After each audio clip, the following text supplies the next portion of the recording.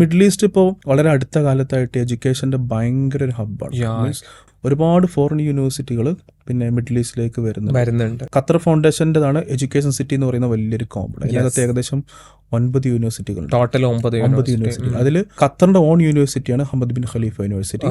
ബാക്കി 8 യൂണിവേഴ്സിറ്റിയും foreign യൂണിവേഴ്സിറ്റികളുടെ off campus. അപ്പോൾ പല സൗത്ത് ഏഷ്യയിൽ നിന്ന് ഒരുപാട് സ്റ്റുഡൻസ് എന്ത് ചെയ്യുന്നത് വെച്ചാൽ ഈ യൂണിവേഴ്സിറ്റിക്ക് UGക്ക് വരുന്നുണ്ട്.